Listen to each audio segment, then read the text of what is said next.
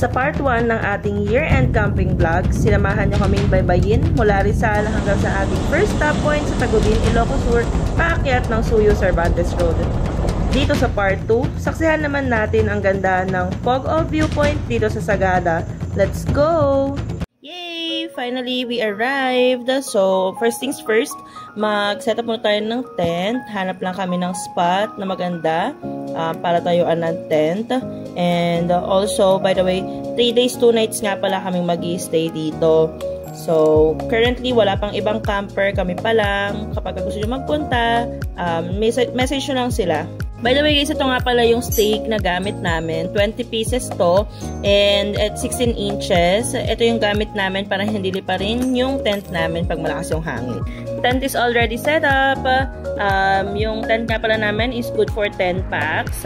Pwede ka magkakalong sa loob since high ceiling to. Optional with 360 view. Welcome to Pogo Viewpoint. Matatagpuan ito dito sa Caltepan, Sagada. With the majestic 360 view ng mga bundok, rice terraces, at parte ng Chico River. Yung campsite nga pala ay located sa taas ng bangin, kaya mas kita nyo yung ganda ng lugar. Ang daan paakyat dito ay galing sa kabilang side ng bundok, as you can see dun sa ating drone video. Sumisikat nga pala at nakikilala ito ngayon dahil sa vast view ng Sea of Clouds nito tuwing umaga.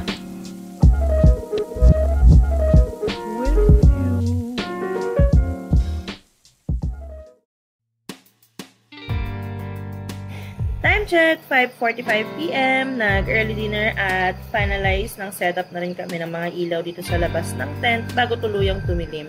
Kita nyo sa likod, nag-setup na din ng bonfire sila kuya dahil ang temperature dito ay bumababa na rin at 18 degrees Celsius.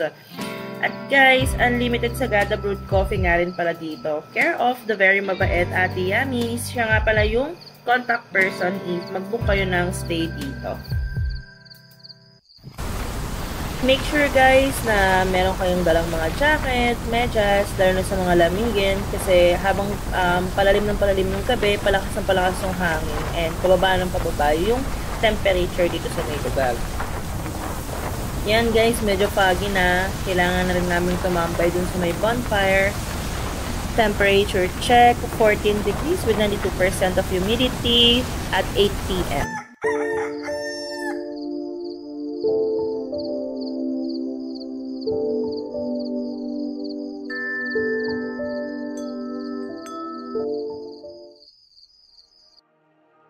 Good morning guys! Maagang nagising ngayon si Happy to set up yung aming time-lapse. Sobrang lakas ng hangin. Halos hindi kami nakatulog kagabi kasi ang baba din ng temperature and sobrang lamig nang nabago yung katawan namin. By the way guys, we are waiting for the sunrise and ito na yung Sea of Clouds.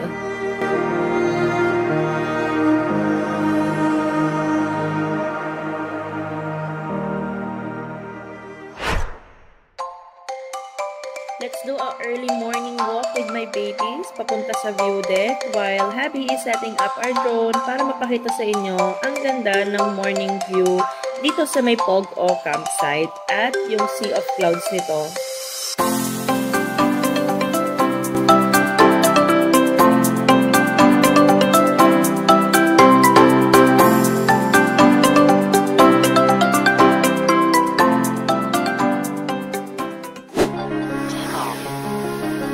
Despite the strong winds, we've taken off. We're embarking on a journey through the breathtaking landscape of rice terraces. The story behind these terraces is one of resilience, innovation, and deep connection with the land. Generations of skilled farmers have scouted this hillside to create an agricultural masterpiece that sustains the entire community.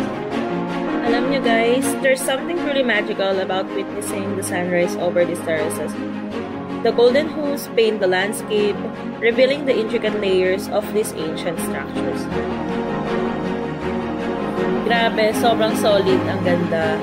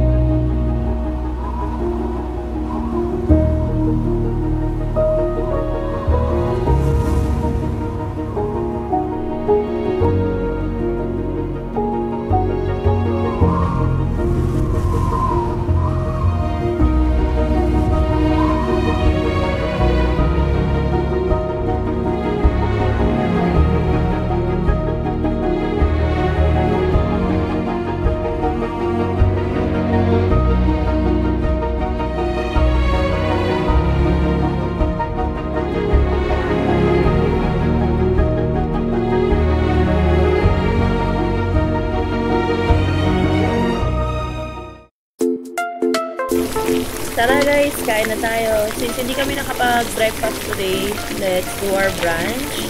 Ano bang pagkain natin today? It's samgyupsal and sinigang na perfect para sa ating cold weather. So, ayan guys, quick tour tayo dito sa may buong campsite. So, ito yung nasa right. Yan yung parang kitchen nila ng mga staff. And dyan yung sa may mga drum, yung hugasan din ng mga plates. Tapos ito yung tindahan nila Ate Yami. Ito yung bonfire. Nasa may likod lang to ng tent. By the way, kagabi dumating yung mga ibang camper. Ayun. Sa may kabilang side sila nag-set up. Then, ito yung view sa may harap ng tent namin. So, lakad tayo pababa dun sa may pinaka-view deck. So, ayan. Kita nyo, sobrang dami na rin ng mga pine tree dito. And, kagabi nakita nyo naman may mga Christmas lights dyan. Yung mga Christmas light na yun, solar powered sila. Na sinet up nila Ate Yami dyan sa may mga Christmas tree sa mga pine tree. Ayan. So, lakad tayo dito. Dito sa may bandang right side, meron din ditong view deck dun sa may bandang taas.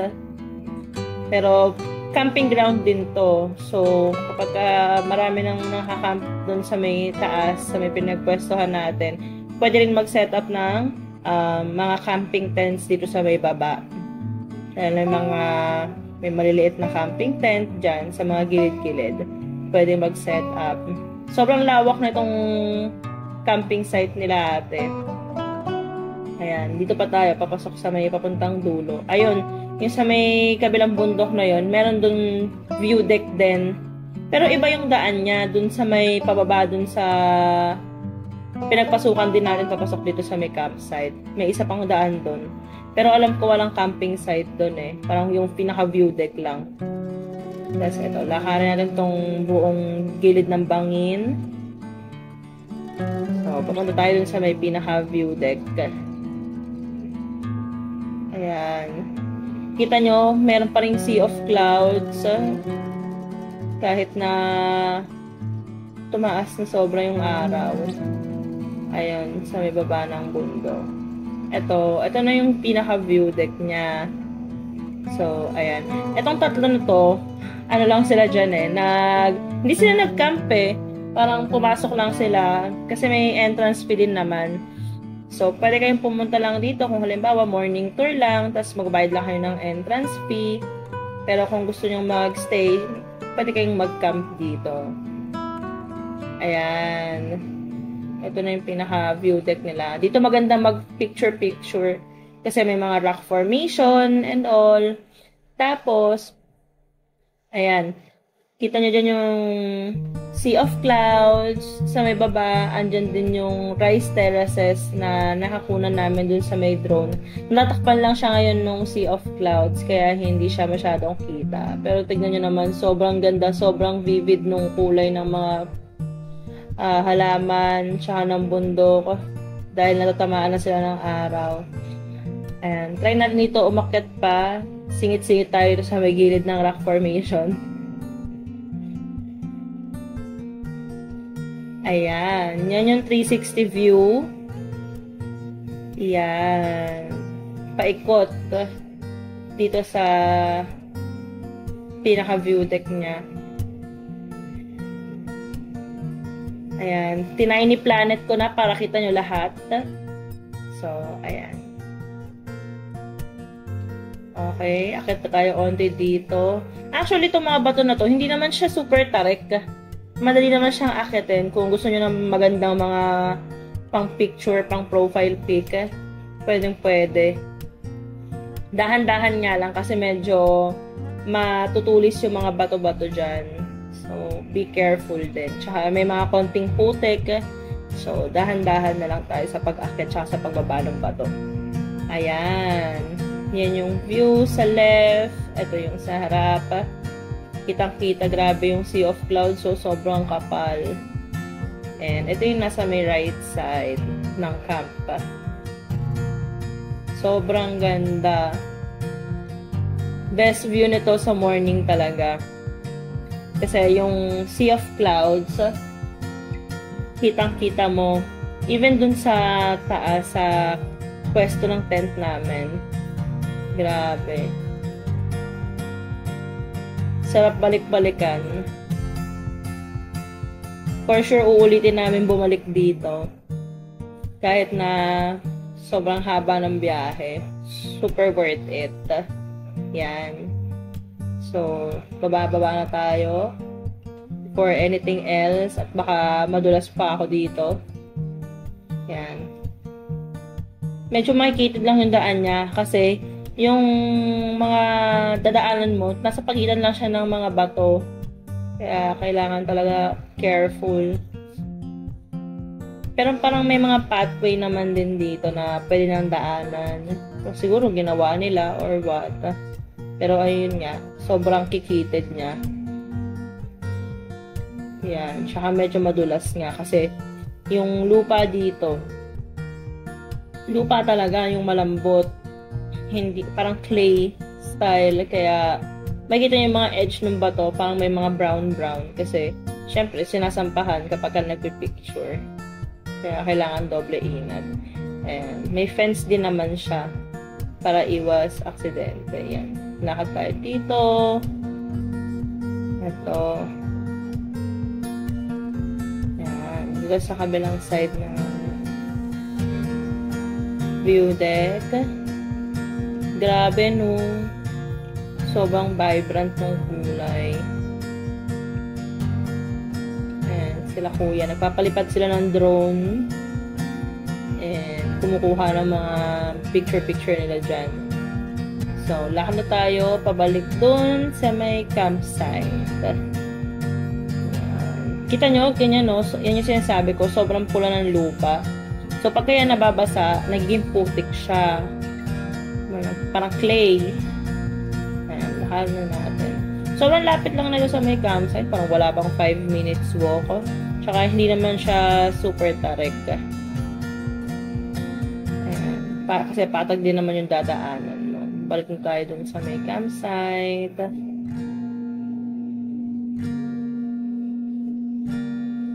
Okay. So, maya-maya lang din aasikaso na kami, ligpit ng tent for our check-out. So, ayan. Ayan si Habi, nag-ayos na ng sasakyan.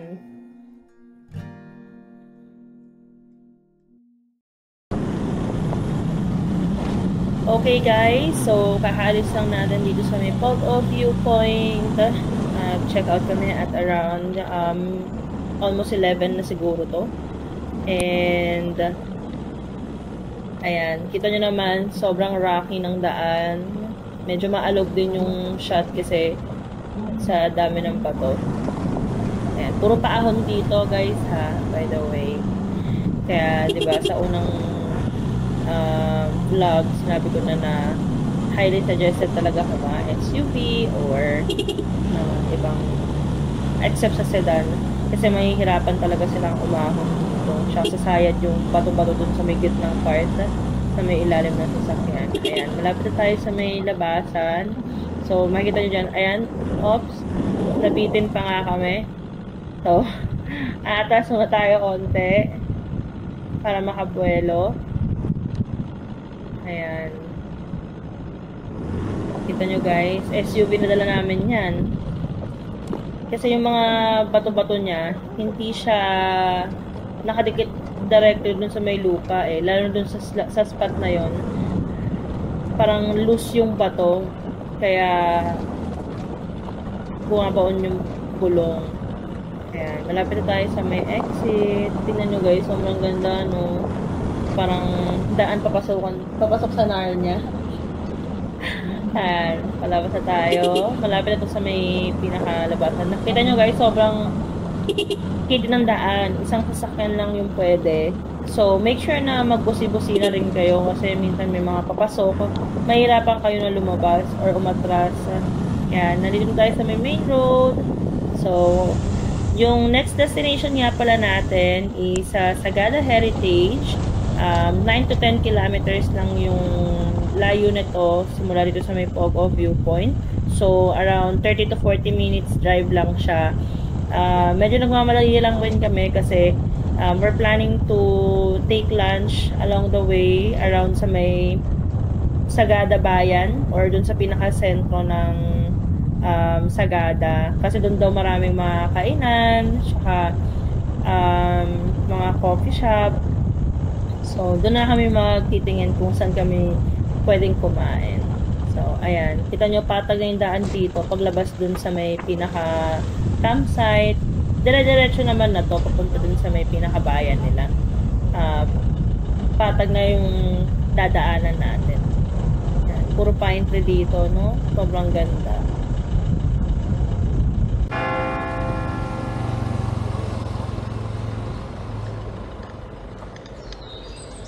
Nag-stop over nga pala kami dito sa may Sagada Church. Madadaanan nyo siya bago kayo makarating sa may pinakabayan nila.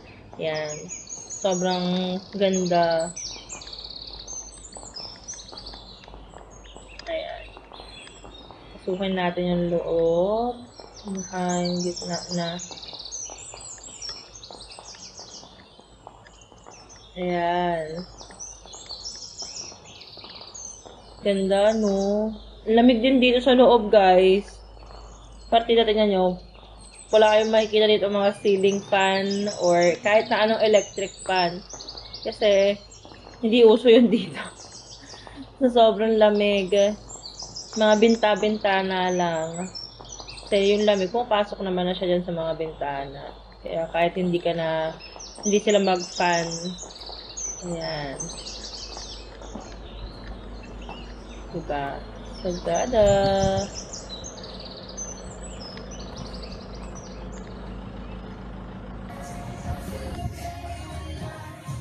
Ayan guys, nakaharap na kami ng kakainan. So, dito kami ngayon sa may Kusina Igorota. So, ayan yung menu nila. Sobrang dami. Ayan. And then, malaki din yung dining space nila. And meron silang, ayan, lemon pie. Yung lemon pie nga pala nila dito, made to order. Actually, yung lemon pie, sobrang dami nagtitinda sa mga cafe dito. Isa siya sa mga delicacy nila. Tapos, ayan, ito yung sa may labas, daming bahay. Then, ito yung in-order namin, bangus sisig, and kare-kareng gulay. Dalawa lang naman kami, kaya hindi namin kailangan ng maraming ulam. Grabe, sobrang sarap niyan, guys. Panalo, lalo na yung bangus sisig. Yan guys, tapos na tayong mag-lunch, back to the road. And, ayan. So, simula dun sa Sagada Bayan or Sentro, dun sa kinainan namin sa Kusina Igorota, 10 minutes, wala pa siguro 10 minutes drive, makakarating na tayo sa may Sagada Heritage. And along the way, madami ding mga tourist spots na madadaanan like Hanging Coffins of Sagada, Lumiang Cave, tsaka Sumaging Cave. Makikita nyo sa may labas ng mga yan, maraming mga van na nakastop, yung mga tour na minamanage sa Manila. We arrive! Nandito na tayo sa Sagada Heritage Village and mag-i-stay kami dito for 2 days and 1 night. So, abangan nyo ang part 3 ng aming year-end camping here in Mountain Province. After Sagada Heritage Village, pupuntahan naman natin ang pangatlo sa pinakamataas na bundok dito sa Luzon. Pogo Viewpoint is a highly recommended place for campsite for its affordable rates, unlimited coffee and water, clean amenities, free use of electricity. If need mo mag-charge ng phone or mga chargeable na ilaw, pwedeng-pwede. May free bonfire din, no corkage for food, and to top it all, great connection or signal reception for Globe and Smart, lalong-lalo na sa ating mga work at home na mga camper. Pwedeng-pwede yung dalhin yung mga trabaho nyo dito kasi malakas yung signal.